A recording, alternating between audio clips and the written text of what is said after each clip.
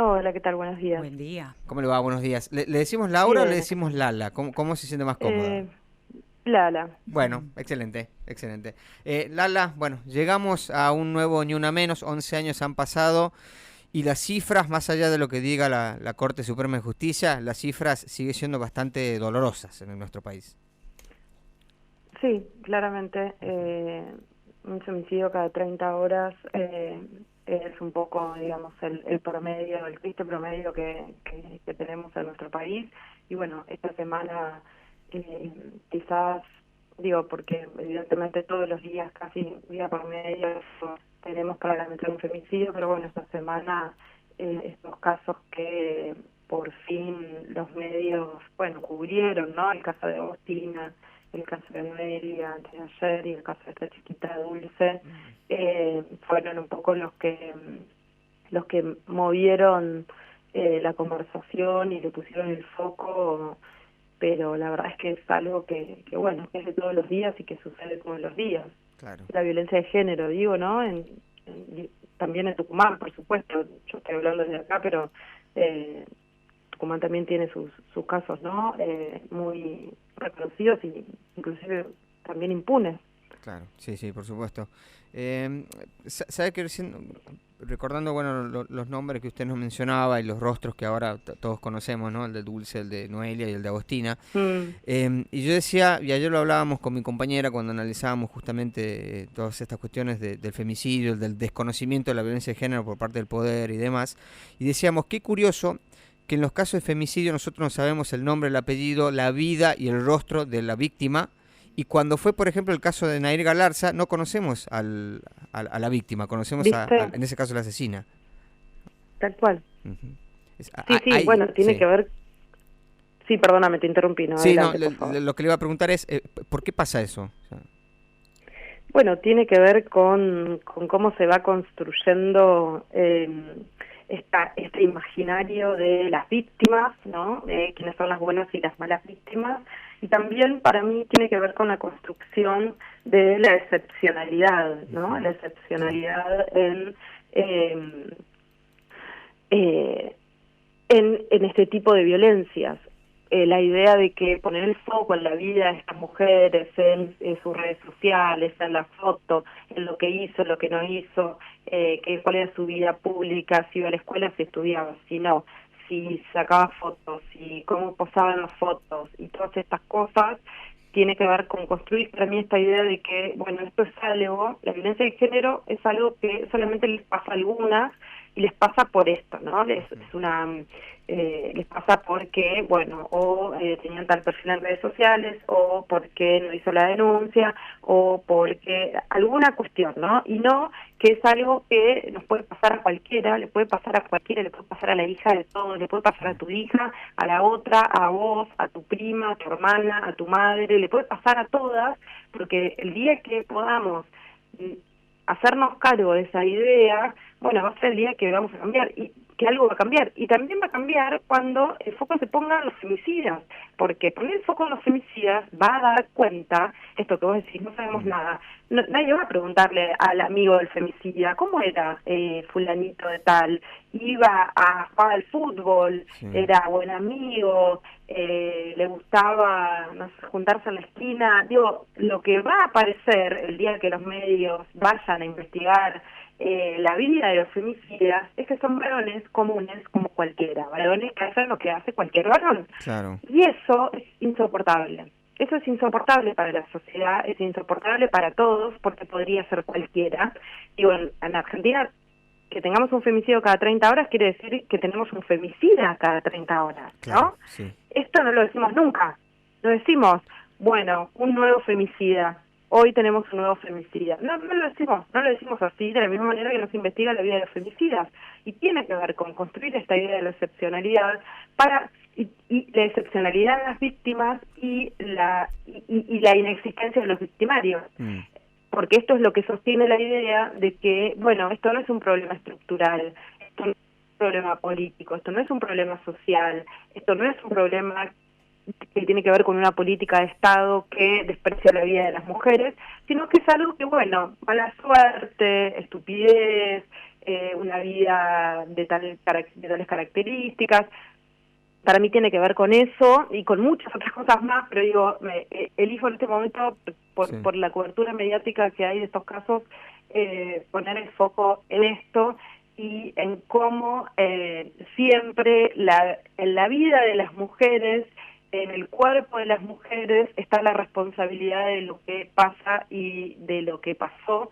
Digo, tomando el caso que vos ponés también de Nayeli Galarza, ¿no? Sí. Sabemos absolutamente toda su vida, fue condenada en forma inmediata, express, ¿no? Digo, que no es algo que pasa en los femicidios habitualmente, y sin embargo, bueno, y es un caso que realmente es excepcional porque no es algo que sucede cada 30 horas como si sucede en los femicidios, ¿no? Es verdad, es real, y creo que nos sirve de ejemplo ahora que se está dando la discusión por bueno, el proyecto de Carolina Lozada y compañía, ¿no? del agravar las penas por falsas denuncias, que son excepcionales también, en ese caso también son excepcionales y son muy pocas a nivel nacional. Son muy pocas, y no tienen que ver con violencia de género y abuso sexual infantil, que es lo que están intentando perseguir y penalizar. Hay muchas cosas muy concretas para decir sobre esa avanzada, que tiene que ver con esto que vemos en la justicia todos los días. Fíjate el caso que pasó en Tucumán hace poquitos días, este acosador que se le sube al auto, al capó del auto a la chica, no sé si ustedes deben haber visto ese video porque es muy viral. Bueno, años y años de abuso, años de denuncia, la chica viviendo encerrada. O sea, imagínate, ¿qué consecuencias tiene hacer una denuncia? Ninguna. Y lo difícil que es hacer una denuncia, te van a revictimizar, te van a investigar a vos, te van a maltratar, no te la van a recibir, como en el caso de Dulce, como en el caso de la mamá de Agostina, ni hablar cuando son denuncias de abuso sexual infantil. Esa es la realidad de la denuncia y la realidad de la denuncia es la que informa con números y con estadísticas el Consejo Federal de Política Criminal, que es el organismo que reúne a todos los fiscales del país. Se reunieron y hicieron una investigación, tomaron 8 millones de denuncias en los últimos 3 años y la investigación, el dato que da es que solo y escuchen bien este número, solo el 0,09% de las denuncias son falsas, es decir, menos del 1%. Y esas denuncias no son por violencia de género, por abuso sexual infantil, son denuncias vinculadas a temas económicos, el típico que voy a denunciar falsamente que me robaron el auto, etcétera, etcétera, ¿no? Ese tipo de cosas. Pero además hay otro tema ahí atrás, para mí, para decir sobre esto, que es que el delito de falsa denuncia, que ya existe en el Código Penal, ¿no? Es un delito que ya existe desde que existe el Código Penal. Denunciar falsamente es un delito. Denunciar falsamente no es que, porque acá lo que se viene construyendo a través de este proyecto es la idea de que cualquier denuncia que no alcanza estado de condena al denunciado es una denuncia falsa. Entonces, y eso no es así. Vos, primero, el criterio del juez para condenar es la certeza. Es muy difícil alcanzar la certeza en términos probatorios, ¿no? Sobre todo en este tipo de delitos que ocurren en la intimidad de la vida de las personas, ocurren dentro de las casas. Ni hablar del abuso sexual en la infancia y el abuso sexual en general, donde generalmente lo que se da, hay un vínculo de confianza, hay una manipulación, son cuestiones para las cuales no sirven los criterios probatorios comunes, entonces hay que recurrir a pericias, entonces se somete a las víctimas a un montón de pericias, no tanto a los victimarios. Bueno, hubo una serie de situaciones que hacen que esas denuncias no alcancen condena, que el juez no alcance la certeza, que las personas en el medio de todo eso se mudan, se van, no tienen más plata para pagarle a un abogado para que sostenga la querella. Hay muchos motivos por los cuales estas denuncias quedan en el camino, muchos tienen que ver con el funcionamiento del accionar de la justicia, pero eso no quiere decir que la denuncia es falsa, como es lo que nos quieren hacer creer en este momento a través de este proyecto. La denuncia hace falta que vos vayas y que voluntariamente, sabiendo que no hay, que el hecho no existió, quieras denunciar a alguien para, bueno, perjudicarlo o lo que sea. Entonces, esa es también la confusión que se arma, que me parece que es muy importante aclarar estos aspectos y también entender que hay una animosidad contra las mujeres y las infancias que sufren abusos y delitos que tienen que ver con el género, porque vos fíjate qué particular esto, ¿no? Que quienes están atrás de este proyecto, ¿no? Hay un montón de varones denunciados, algunos condenados por este tipo de delitos. Bueno, esta mujer, Andrea Guacci, ¿no? La mujer del técnico de la selección de fútbol femenino, con 8 denuncias, el condenado ginecólogo Clementi, abusador de 14 mujeres, condenado a 14 años de prisión, todos denunciados y condenados. Y fíjate la particularidad de que, ¿cómo? Quieren penalizar a las mujeres y a las personas que tienen la obligación de denunciar, porque vos sos una docente, sos una funcionaria de alguna naturaleza, y tenés conocimiento de que una infancia, por ejemplo, indicios, puede haber sufrido un abuso sexual, vos tenés la obligación de denunciar. Vos no te podés poner a investigar porque no sos la justicia, vos tenés la obligación de denunciar.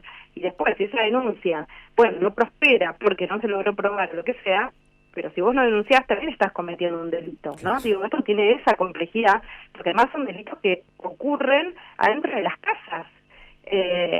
Digo, el 60% de las mujeres son asesinadas adentro de los hogares, el 70% del abuso sexual infantil ocurre adentro de la casa. Entonces, por supuesto que tiene que haber gente afuera de la casa obligada a denunciar para proteger a las infancias. Ahora, ¿qué vamos a hacer? Esa gente la quieren criminalizar porque no quieren que denuncien, porque lo que quieren es proteger a los abusadores, a los pedófilos, a los violentos.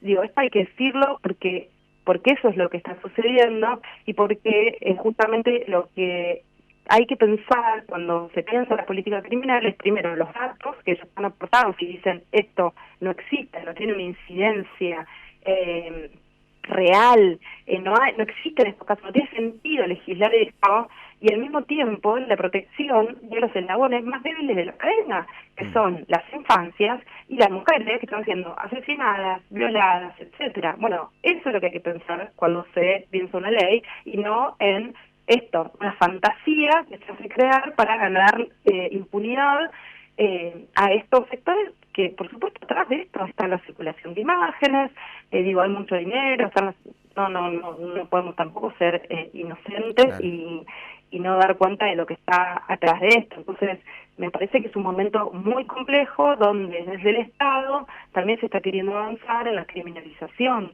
de las víctimas, en la criminalización de quienes tienen la posibilidad de proteger a las infancias, y que esto no puede avanzar porque si ya es difícil denunciar, si ya las mujeres no denuncian, y aún denunciando las matan, imagínate lo que podría hacer con un proyecto de estas características. No, por supuesto. Quieren silencio, pero bueno, hay que decirles que no lo van a tener. Lala, muchísimas gracias por hablar con nosotros. Gracias a ustedes, un abrazo. Que tenga buen día. Hablábamos con Lala Pasquinelli, abogada y escritora feminista.